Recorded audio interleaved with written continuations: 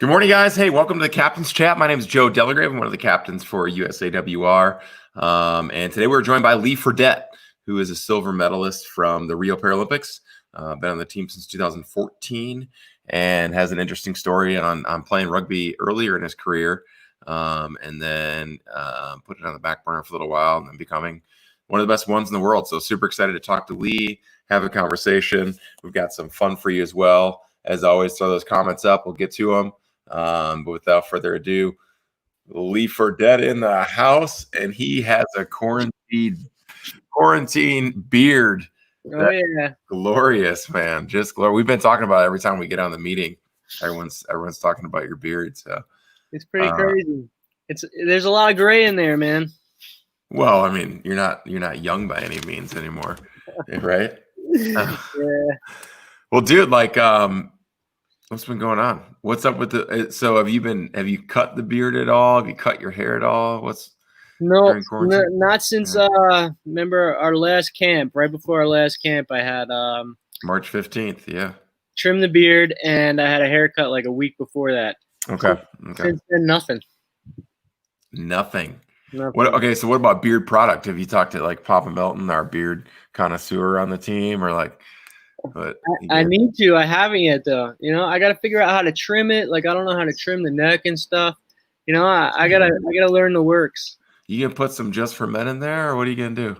No. You gonna put some like salt and pepper in there on purpose, so you can maybe throw that on your Tinder profile or throw that on the. Yeah. Yeah. Okay. Yeah. Maybe I should. Yeah, man. Do it. Lido in the house. Hey, so you have like, I think one of the most interesting setups as far as the living situation during this whole deal. Yeah. And you guys have posted some pictures and some stuff a little bit, but like not really had it out there, mainly because you guys are trying to just stay alive. But you're living. Tell us about like living with two other low functioning quads, and that's it during quarantine. Yeah. It's the highest functioning player is a 1.5 in our house, you know. So EB3, yeah. So it's definitely been interesting, you know, but it's been good. It's way better than being alone, you know. I'm glad I have these guys around me, and we always joke about how we should start writing a cartoon, you know, about the three quads house and all our adventures and stuff, or start a YouTube channel or something of us just attempting to function around the house. But one of the big phrases: "Ever seen a monkey fuck a football?" Or you drop something, you know. Those are two big phrases that are said every day, you know, just to do everyday stuff. But we make out pretty well. Everything just takes about 10 times longer, and it's definitely a team effort. But we manage with no able bodies or anything. No, it's crazy. Like who is the who's the cook? Who does the cooking? So Eric Bell does the cooking. Dude, he's got so many toys too. He's got like these air fryer. He's got a Traeger. He's got a pressure cooker, a crock pot, you know, and he's just a fantastic cook. Like the stuff that he comes up with, he could be a legit chef, I think. Yeah, Frenchie, he's not supposed to say that. He's getting it's like Sharon's back on here with the swear jar, but that's cool. We'll roll with it. So, okay, so Eric's the cook. What do you do? Are you like, if he's the cook, are you the cleaner or? Well, we all kind of will break it down. Yeah. Like we all mix up. We'll do mopping. You know, we do it all on our own. So we'll do sweeping, mopping, dishes, laundry, yard work. And we just kind of help each other out with it. You know, like I'll do half the living room or whatever, sweeping, or Chris will do that. And then I'll do the mopping. You know, we just kind of break it up. Oh, you just lost your stipend over an F-bomb. No, he said truck. He said truck. He said, have you ever seen a truck? Have you seen a monkey trucking a football? And that's I was just quoting Chris. It wasn't what I said. Okay, so you do some like, do you guys make Chris do anything or how? Yeah, he does. He does his own. Like he'll just pick up the broom and start sweeping when he sees that it's dirty. You know, he'll clean his own room. He takes care of his own stuff. You know, like he's pretty good about it. They don't do their own dishes, so they always load the dishwasher and stuff. but I always wash my own dishes. All right. I don't think you guys should do a YouTube channel though, because like I was just thinking for us quads that got a good thing going on in the home life, and Yeah. sometimes like I was told by a mentor, hey, don't show them everything you can do because then you're gonna have to do everything. So like I don't know if I need you like showing off on the YouTube and then like, our wives catch wind and all of a sudden you're adding to our chore list. So that sounds like a terrible idea. Maybe you guys can do like like a hidden channel or something. I don't know. No, but that's super cool. And I think it's just unique and a lot of props to you guys for going through that. I know like when I was asking you to do some videos and stuff, you're like, bro, I've got 2 other quads. I've got this, I've got that. Why don't you just leave me alone? I was like, sorry, man, I hit a nerve. And you guys are all synced up. Yeah, we need extra time, at least 10 times longer for everything. Yeah. I feel like that's a legit number, 10 times longer, even just to get dressed. Oh, easy. Dude, Alex is just jealous. Alex has a couple different patches on his face that don't grow in, but it's cool. Like I can't grow a beard, so I'll tell you straight up, like I ain't gonna try. But yeah. I miss you, Alex. Alex, what do you think? You don't like it? Get rid of it. He giving you props, man. Yeah. All right. Okay, we're not gonna tell you how pretty you look the entire time. All right. So what originally drew you to the sport of wheelchair rugby? Well, when the movie Murderball first came out. Murderball, that's right. Yeah, I went to the city to watch it with my parents, and completely inspired me. After that, I knew I wanted to be on the USA team. But I think more importantly, I realized that I could still play sports and be an athlete. Because before I was injured, that's how I identified myself. And then when I hurt myself, I felt like I lost my identity. So finding adaptive sports was huge, like big thing for me. Yeah. No, I mean you're absolutely right. I'm curious because for a lot of us, we saw Murderball. Our generation, you saw Murderball. I was a little different. I didn't see the Murderball until after I was playing, but saw it. And then, but like, who is your not knowing the guys? Like, who is the character? Who is not character? Who is the guy on there? Was the 4 people that like Mark, Andy, Scott, Zupan. Bobby. So Zupan was. You wanted to be Zupan. Like Zupan. Yeah, I was like, oh, I'm gonna be like that guy. But I didn't know anything about classification. I didn't know anything about any of that stuff. But yeah, he was. I saw him and I was like, ooh, that's what I'm gonna try to do. Absolutely. And you talked about it, and I think it's true for everyone.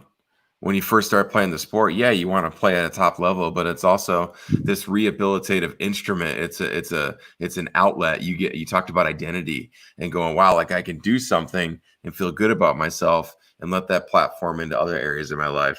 And like, how important is that period of time where it's just a rehabilitative instrument?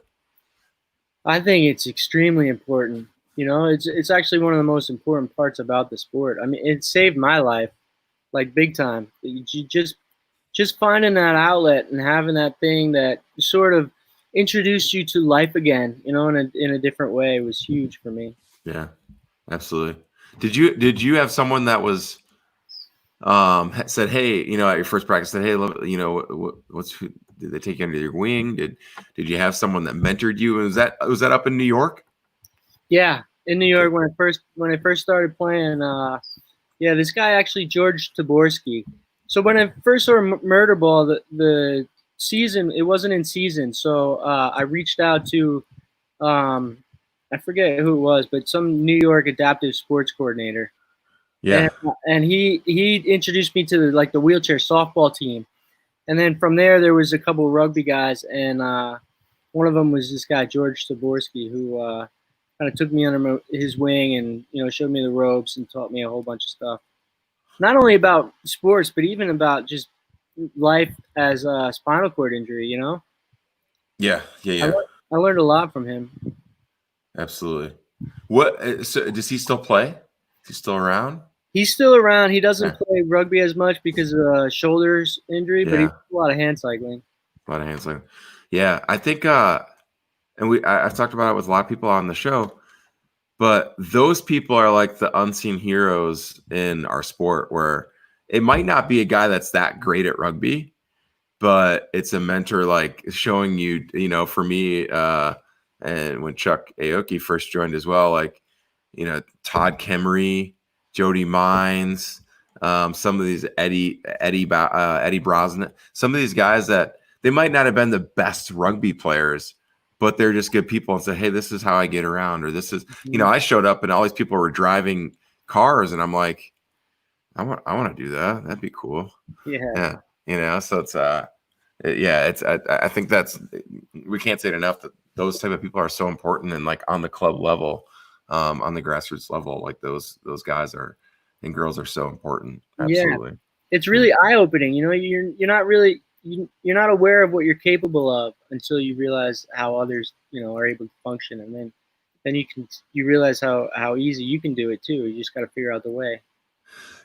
That's interesting too. Cause like, do you think that the mentor sees it, and I don't know about you, but like when I was first around people with disabilities, and I wasn't around people with disabilities right away, when I got hurt, is all of a sudden it was like a look in the mirror moment where I'm like, gosh, I'm kind of pathetic right now. Like I can't do anything, I'm all gimped out and my wheelchair skills suck, and they still aren't very good. But like there's, and like you're going, there's a look in the mirror moment where you're going, get your life together. Look at all these other people doing it. Now you got to do it. So I'm talking about that YouTube channel that you guys can't be cleaning in front of my wife. You can't be doing that. But like,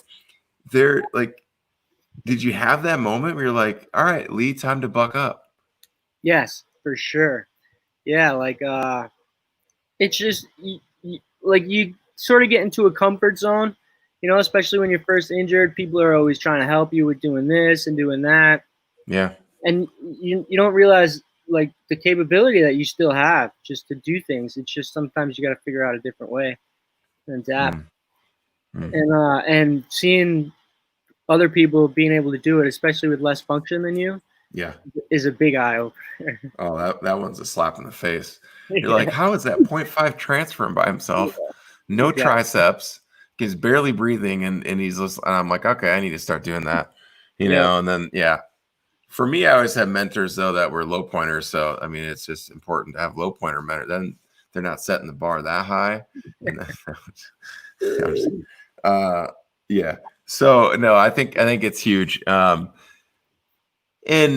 I guess just last question on this, but like, do you think that like those steps that you took were necessary, just in steps for like getting independent, learning out how to do chair skills, whatever it would be, like those small steps at the beginning of your rugby career, were those important for you to be able to in turn become a really good rugby player, become one of the best ones in the world? Yeah, for sure. Just getting a sense of independence, is huge. Being able to like have that freedom to be able to do what you want. And once you figure that out, you realize that, you can still live life the way that you do what you want to do the way that you want to do. It's just, you have to adapt and figure out new ways to do things. That's all.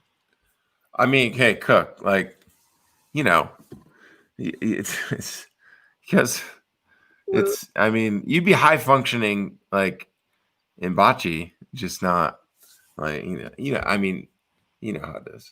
It is. No hard feelings. Hey, so it's 11:15. We play a couple games on the show.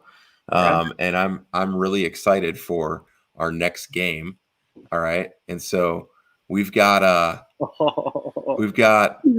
some conversations that we need to have real quick.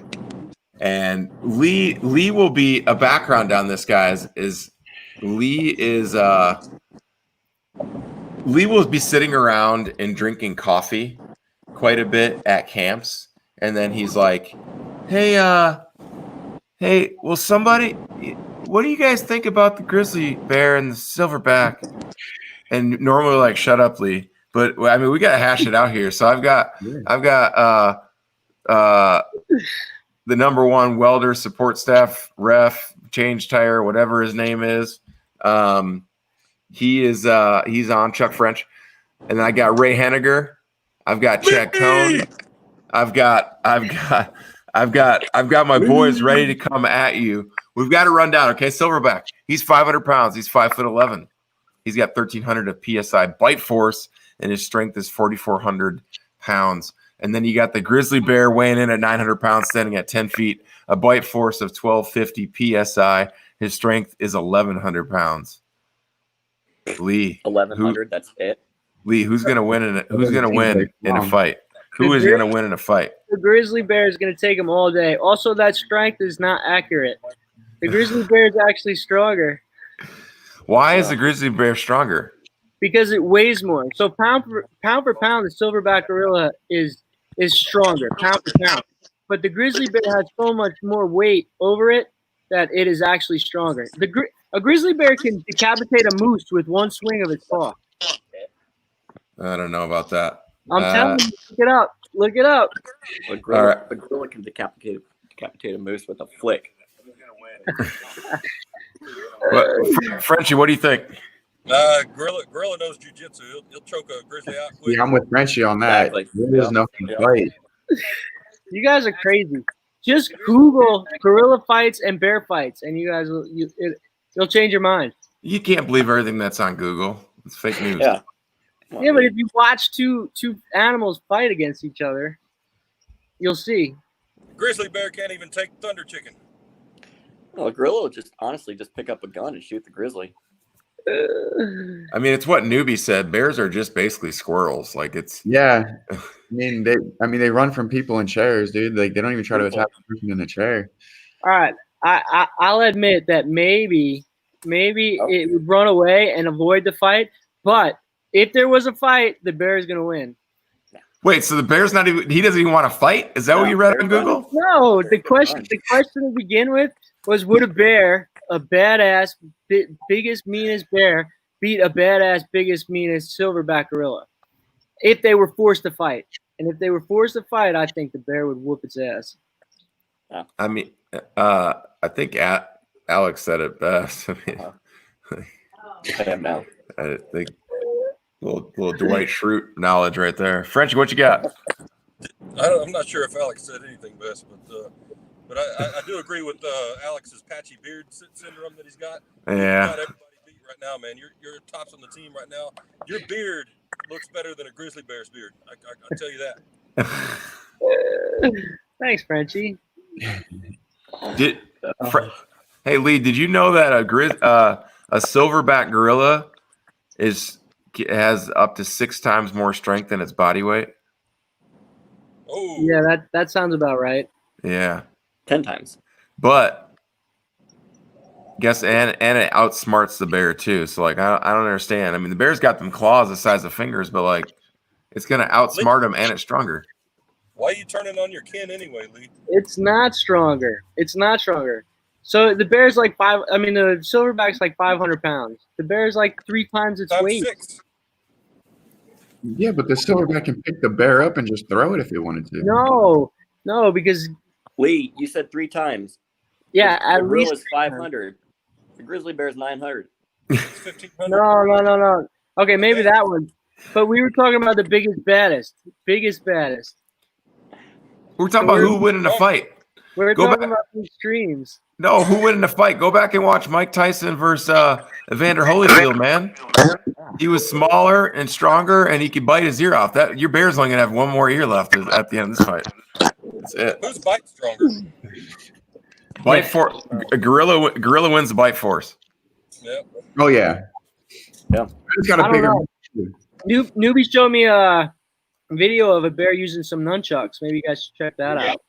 All right. So Mason's talking about he's talking about intangibles.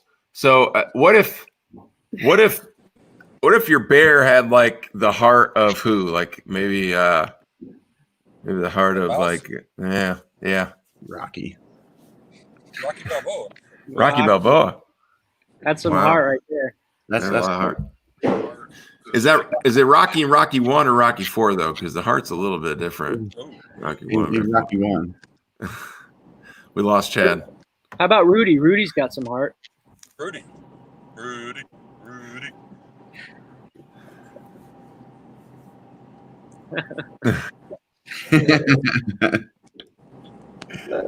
Hey, any final thoughts on this? Ray, what you got? I still go. I'm gonna go with Team Silverback. I think it's got a bigger mouth, stronger. I don't know. You have to go with Team Silverback still. Silverback, yeah. You're talking about Silverback. bigger fangs, bigger claws, Opposable thumbs. and a bigger animal. Yeah, but the Silverback is still stronger. I disagree. Opposable thumbs. Smarter. I mean, we'll have to at this point. I guess More we have to agile. agree to disagree, right? Wait, say that again? We're just gonna at this point. I guess we just agree to disagree. Yeah. Steve, is that a donut? Is that like a? You got a croissant. He's bringing the croissant into the argument. I like it. I'll accept. Vote for Grizzly. Yeah. All right. Lee, I don't know, man.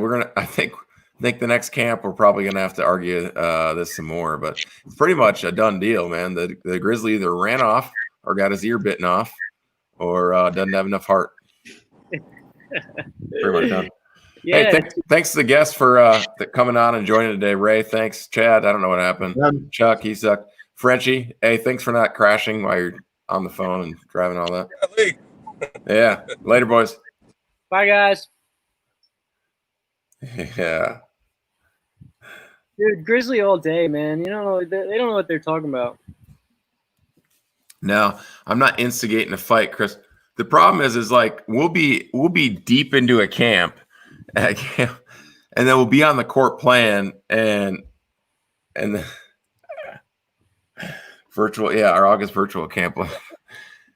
And then Lee it'll be like right after a turnover. He's like, "Do you really think a Razorback would win?" You're like, "Would you shut up?" Gosh, enough with it. It's good stuff. It's good stuff. Yeah. I think most Google articles side or videos side with you, but I don't know. I just don't see it. Depends how pissed off the bear is too. Yeah. Well, you gotta just. Have you ever seen two bears fight, man? They are vicious when they're fighting each other. It's crazy. I don't know, man. I saw especially if they're fighting over like a piece of salmon or something like that. A big old salmon fish. Yeah. They just tear into each other, and they're like actually good at wrestling. It's weird. Mm-hmm. They have like good hips, they can keep it If I had down. claws the size of my fingers, I'd be good at wrestling too. Just yeah. All right, let's move on. We derailed the show there for a second, but what you drinking some coffee? A lot of creamer. You know it. Yeah. For someone who's from New York and drinks a lot of coffee, you wouldn't think that much creamer, but to each his own. This is actually cold brew. Oh, nice. I like cold. Yeah, of course you drink a cold brew because it's 120 degrees. Yeah. Whatever it is. Yeah, for sure. Hey, so culture is something that's important at USAWR. You've been a part of this team for 7-8 years now. What's your take on culture? Why is it so important for success? Or do you think it's important for success? Yeah, I definitely think it's important for success. And now that I'm not at the one at the end of all Frenchie's jokes, it's not so bad, Ever since Fair Kevin enough. came around, I got let off the hook. Oh, Kevin Hamilton in the house. Yeah. No, but Love I absolutely love the culture that we have going with the USA, wheelchair rugby squad. I think it's totally amazing. It's basically family through and through, Yeah. We're able to mess around with each other and have fun, and we know how to turn it on and be serious and focus when we have to. I think it's so great. I love each and every one who's a part of the USA wheelchair rugby squad. We love you, Trudy. Team I love Trudy you, all the too. way. Team Trudy. That's Lee's grandma. She's amazing. Yeah, she's awesome. Let's talk about, I don't mean to spit all over my words, but let's talk about culture from a standpoint or leadership from a standpoint with the personality like yours, where you're a doer, right? You're not going to talk that much. You don't have a lot to say, but you have a lot to do. Like you're a doer on the court. You go and work your butt off. You go and train your butt off. And so like, it's a lot through action. Talk us through that. I know like I've always been coaxing you, hey, talk more, hey, communicate, hey, lead. And you've done some of that in your own way. And Joe is the same way, where he's trying to figure it out. And same with Chad. Like, everyone's so different. Their personalities are different. And me as a leader, I've had to learn to not try to mold someone into like me, mold them into the best version of themselves. But how do you do that from a guy that's a little bit more soft spoken? I don't know. I like to lead by example. You know, I always I would try to do that. You know, I feel like leaders who take that position are the ones that you want to follow. Yeah. But yeah, I am quiet. It's something that I'm trying to work on. You know, I'm trying to get louder, or at least talk about the things that are going on while we're on the court and stuff. But it's hard. You know, because you're so used to one way of doing things, it's hard to change. But it's something that I got to get better at. Yeah. No, you see the steps there too, and you see the. I get excited when you yell at me now, and that's kind of fun. Yeah. What about your journey through this whole deal? Like your journey through this whole sport, and maybe a little background on what that looked like for you, and starting in New York, and then you did some Florida stuff, and then you like got into the national team. Like, what was that whole journey like? So after I found wheelchair rugby after murder ball, I Googled it, went and joined the New York team, who were extremely developmental. You know, we only traveled locally. So I played with them for like a year and a half, 2 years, and then I moved to Miami. And from 2008 to 2010, I went to school there, but South Florida didn't really have a team. It was South Florida Rattlers. Mm-hmm. So it was like 6 low pointers that would get together once a week just to practice. You know, we didn't compete at all. So even more developmental than New York. Then after I graduated Miami, I moved back to New York, and I wanted to actually try to focus on making team force. Yeah. But I broke my femur water skiing, so I missed that season. So yeah. So the next year, you know, I really started training hard, and I got invited to Team Force.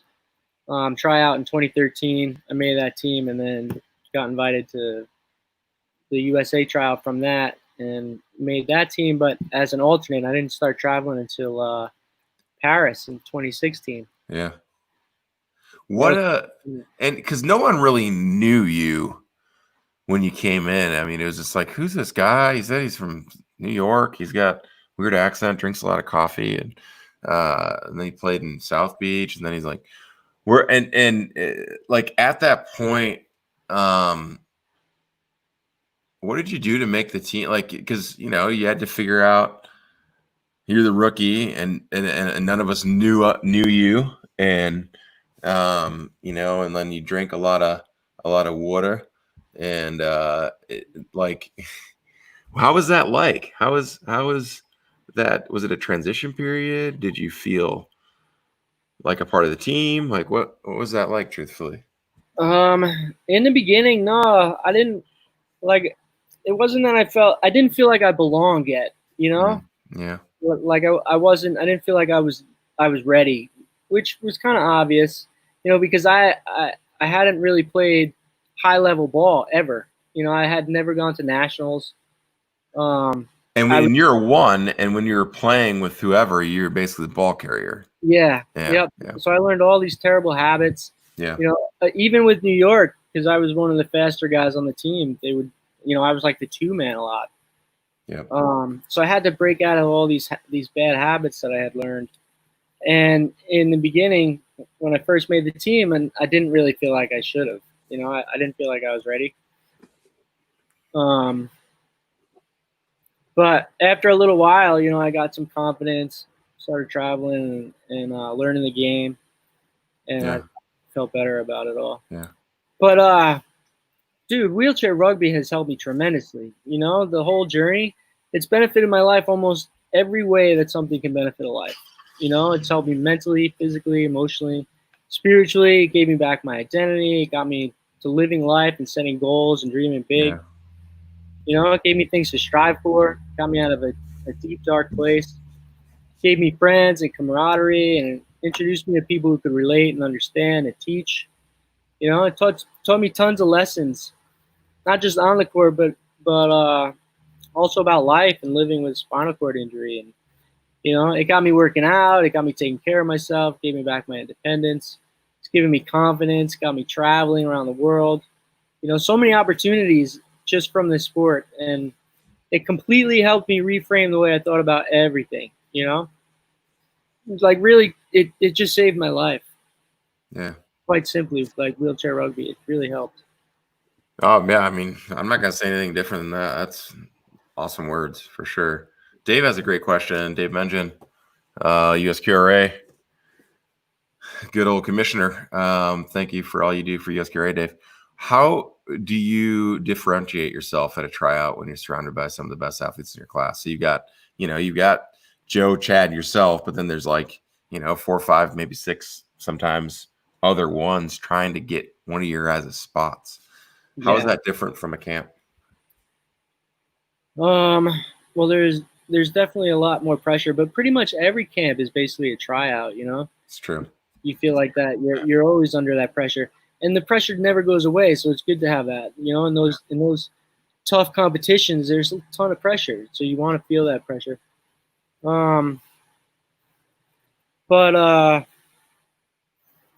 Sorry, I lost my train of thought. What was your question? So good. So like just differentiating yourself, like you're at a tryout, you want to get that spot. There's other ones in your class that want to get that spot.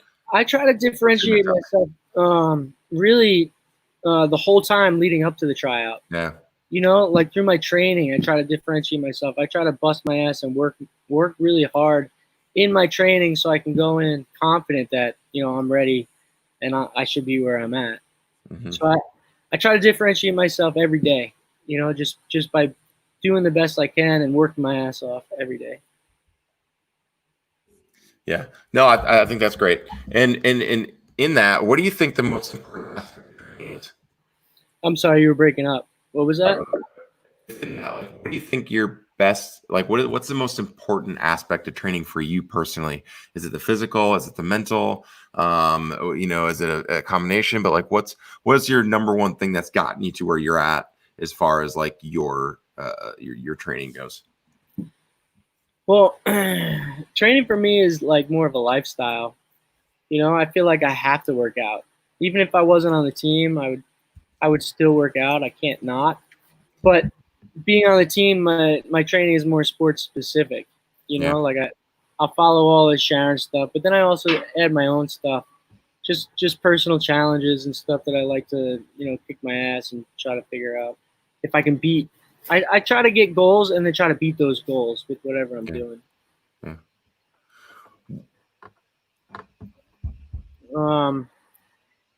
Do you think that you were there and you're on the outside, you're like, I want to get to force, I want to get to the national team someday. I have no idea what it takes really, but I'm trying to figure it out, and you're in that space and what's the most important thing someone can do? Like what's tips for people trying to get to that level? What's tips for people trying to get from like dependent to independent? Whatever their goal, whatever the jump they're trying to make, whatever step they're trying to climb, what is the tip? What's the most important thing for you that you've had? What's your takeaway? Mine is to not really make excuses. Just put in the work, tons and tons of work. You can't make gains without putting in work, and consistency is really the key. I feel like sometimes trying new things or doing a lot of cross training or figure out other ways to enjoy pushing yourself. Trying to break out of your comfort zone and doing it often. That's good. And it's easy. And I completely agree. I think a lot of people, when they're setting goals, I talk about like words and then work and then walk and then win. But words are those goal setting things and you're setting those goals. But where people get lost is when they have to work at it. Like that's when people decide to quit. That's when people say, that's too hard, because it's not fun. Like there's a lot of not fun days when you're trying to just grind and get better. And it could be like a random Tuesday like today, and you don't have any training camps in sight or any competitions, or like the Paralympics are a year away, more than a year away. And so like where you get your motivation from, where like, and it's tough to like grind that out in some aspects. I know for me, like I'll think about a picture that you sent or one of our teammates sent, or just encouraging each other that way. But that work piece is that's so good, man. And it's so true. Like people don't want to put the work in, and that's where they fall off the wagon. That's good. That's really good. What do you think the rugby community can do a little bit better to support each other? You talked a lot about wheelchair rugby making such a difference, and I think that's true for a lot of people within our community. And this can go outside of the community as well. Like, gosh, how can we come together as a community to help and support each other and throw that L word out there to love each other? It's a tough question, man. Chris and I were trying to talk about it and figure it out. I feel like if we could figure out, better ways for fundraising or better advertising, maybe, or, maybe even like people do those challenges on social media. Maybe this was Chris's idea, but have like athletes of similar classes reaching out and challenging each other and, different workouts or something, Yeah. I don't really know. Making awards for teams or something, most improved or best coach, or I feel like we have to figure out like what the goals are, what we want to accomplish, and then move from there. Yeah. What do you think is your speed natural or technique? I think it's natural and technique. It's probably both. Okay. Yeah, I feel like, I'd agree. I feel like I have good power to weight ratio. So yeah, maybe kind of like the Silverback. Yeah. The power to it. Yeah. Exactly. For sure. What about the is the Thunder Chicken that the Thunder Chicken chemistry, team chemistry? I was getting sick of Thunder Chicken. Real sick of Thunder Chicken, Frenchie. I'm glad Meg came to the rescue. We have a Thunder Chicken that shows up randomly in different spots, maybe on a chair, maybe in a dorm room, maybe in someone's suitcase. Who knows? I don't know where it comes from either. It's weird. It's really weird. Hey, what does it mean for you to put that USA jersey on? I mean, you've had a successful career, man. And you go back to Rio and you make the Paralympic team. You won a silver medal. You've won gold medals in other events. World championships, and you've been on teams where you've played a lot. You've been on teams where you haven't played a lot, and you're the same good, solid teammate, which is amazing. And I think a lot of people can look at you as an example for how to be a good teammate. But when you put that USA jersey on, what does that mean to you? Well, thanks, man. I appreciate those words. Yeah. There's no place I'd rather be than on the court battling it out with my USA teammates. Knowing how hard we worked and that we got each other's backs and we're ready to kick some ass. It means the absolute world to me. When I put on red, white, and blue and have USA across my chest, it makes me think of what it means to be an American, and how lucky we were to be born in a country that has a standard of living and freedoms that we do. And then I think of all the people that have made, such huge sacrifices for us to be able to live in this beautiful life. Yeah. And then being able to represent our wonderful country is such an honor for me. It means the world to me. I'm living my dream when I put that jersey on. That's awesome. Absolutely. Amen to that. Hey, so as we're wrapping up here, a couple other questions. Number one, I want to hear your favorite club rugby moment, and then favorite Team USA moment. What's your favorite club rugby moment? My favorite club. I guess going back to back. Second time we won D1 Nationals when we beat Denver. That was a really great moment. Back to back. All right. First one was against who? Phoenix. And the second one was against who? Denver. Okay. Yeah. Cool. So the second one, when we defended and we beat Denver when they were real confident and cocky. Hold on. Who did you beat? That felt good. Denver. Denver. Okay. Yeah. That felt good. Yeah. Okay. Yeah. So, hey,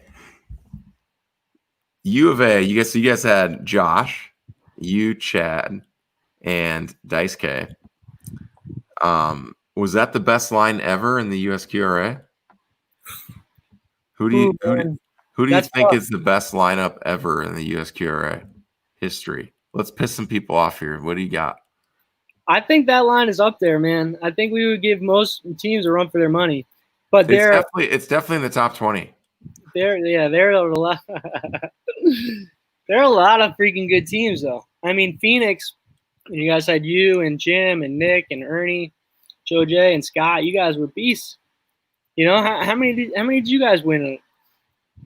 A few. I think the Ability 360 has those banners up loud and proud. Yeah. So you guys would be tough. I know that would be an interesting matchup. Yeah. And I don't know a lot of the history. Like I don't know what other teams. I think so when Riley is in town playing with Andy, San Diego. That's one of the best lineups ever. It was Riley, Andy. Who else? Brent Poppin and Paul Richardson. And I Okay. think they only lost like once in 2 years. Wow. Denver actually beat him. Yeah. And then you have like Denver won a championship with all spinal cord injuries. 2007, 2008, maybe. So that one's up there. Everyone's scared to put it up there on the chat. So like the comments need to become alive here. Man, come on. Let's have a good whole Lakeshore back in the day, they went to 10 championships in a row. Ooh. Yeah. Wait, who did they have? Was that when they had Joel and Brian and Brian? They had Eddie Crouch.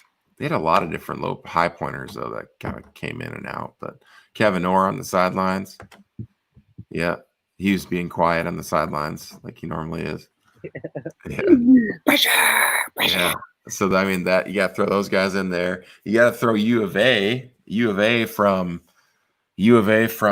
man. You're just still getting the beard love. We're 40 minutes in this show, and you're getting that beard love behind the axle. Thanks, but don't do like U of A when they had Aoki. So it was Aoki and Derek and Chad and Travis Anderson, Travis Morale. Yeah, they were a solid team. I think they went into double overtime with San Diego in their last championship year, which was pretty crazy. But yeah, it's kind of fun to talk about. But yeah, I mean, you guys are. It's gonna be tough to beat that lineup with you and Chad out there running around, locking everyone down. And Dice K, big hitter, and then Wheeler just freaking cruising. Wheeler cruising around, dude. Yeah, for sure. What about favorite Team USA moment? I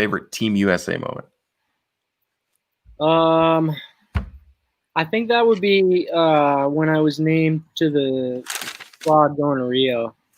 It was one of my favorite USA moments. What about favorite Team USA story? I mean, obviously, getting the name called for you to go to Rio, like, absolutely. Favorite USA story was when we were in Paris, France, I think, and we were on that moving walkway thing.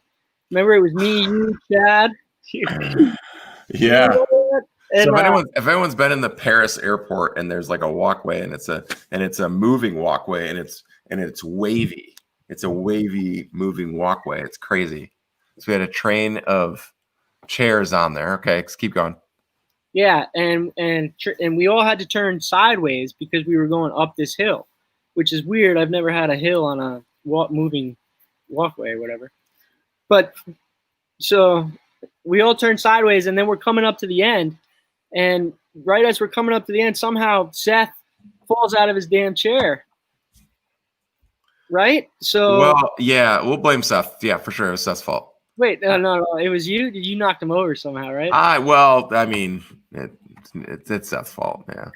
Yeah. So like we're all moving and we're getting ready to come off. And the problem is I think we were all sideways because it was easier to like go on the wave sideways.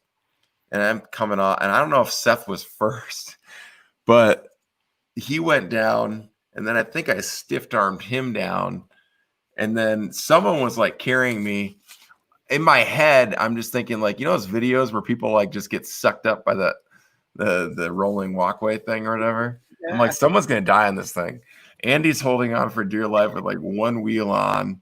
Mandy's not doing anything. Mandy's not even helping us. Like Mandy, were you even with us? I think she was, but we could not stop laughing for about, I don't know, 15 straight hours. All the chairs just got crushed because we were all turned sideways. Oh yeah. So wheels were like stuck together, and Chad was sitting on my lap because he didn't have a chair. Dude, it was hilarious. I couldn't stop listening. Yeah, that was a great one. My and God. Then I remember a picture. You're in the background just cracking up, and it was all your fault. Like, that's the funniest part. You were the one who caused it, and then you're in the background in your chair just cracking up at everybody. Oh. It was so great. Yeah, Sue was holding on to Seth. That's what it was. Yeah, Frenchie, you were the only one that was going to have me. You saved my life that day. Yeah. Yeah, exactly. Mandy was just sitting holding the trophy. She wasn't doing anything. Just holding the trophy. We were all hungry because we like had baguettes the entire week and cornflakes, and we were all starving for cheeseburgers. And come home with the qualifier trophy. Frenchie saved my life. Seth got saved by Sue, and the trophy got saved. Great job saving the trophy, Mandy.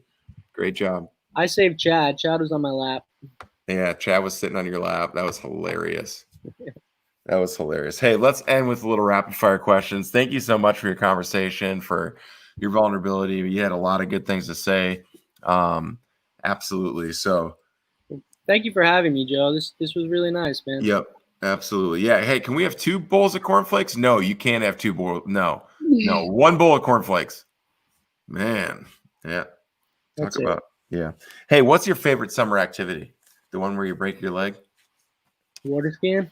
I actually haven't done that since I broke my leg. I did it once after that, but I've been on the team, and we're not supposed to be doing stuff like that, so I haven't. But that's a fun one. I think the thing that I do most probably is hand cycling. Is probably my my go-to for cross training and stuff, just for fun. Absolutely, I love it. What's one thing that you'd put on your bucket list that maybe you haven't put on there, or if you don't have a bucket list, what would you put on there? Oh man, I want to see the Northern Lights, Aurora Borealis. Ooh, okay. Yeah, you hear that, ladies? He got a beard, and he wants to take you to see the stars. Come on, come on. What's your favorite post-game snack? Post-game snack. All right. Pre-game snack, we all know, is coffee. He wants that coffee, lots of creamer. I'm not like a big foodie.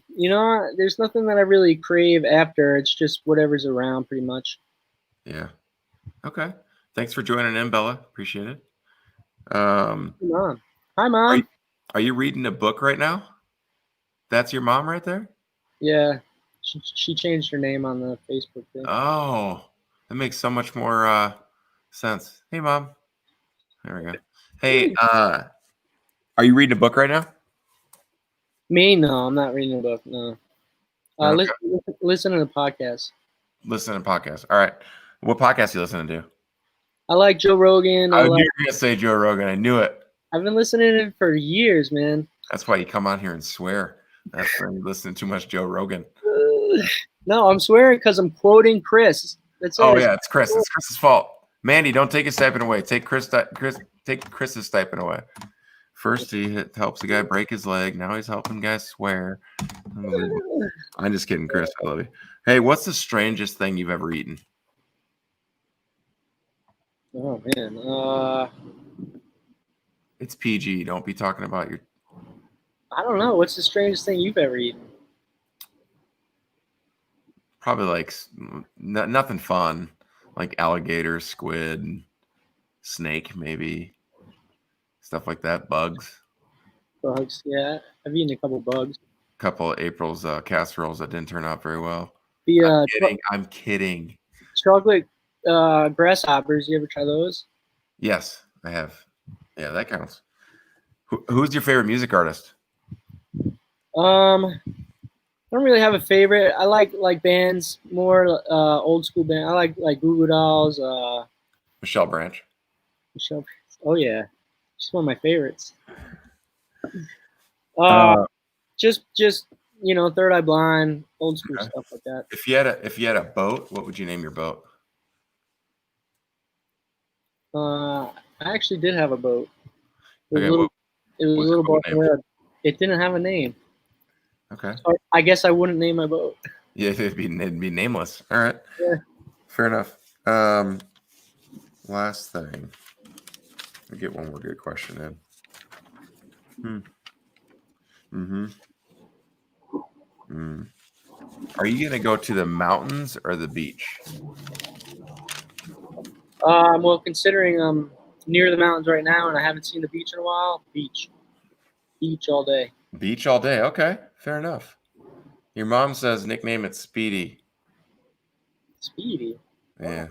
I don't know what that means. That's you take that up with your mom. Hey, thank you so much for coming on, everyone. Thanks for listening. As always, check out usawr.org for information on USA Wheelchair Rugby. We're over on Instagram at USAWR. I'm at JDelegate14, and Lee needs to put some pictures up on his Instagram, but his at Lee Fredette. Super easy. Check us out there. Thank you so much for joining and listening. We will be back Friday. We got a special guest, one of the best .5s ever to play the game, Jason Regier, who is the current head coach for Denmark. So super excited to be able to talk to him on Friday. Don't miss that one. Lee, thank you so much for being on. Everyone have a great week. Talk to you guys soon. Bye, guys.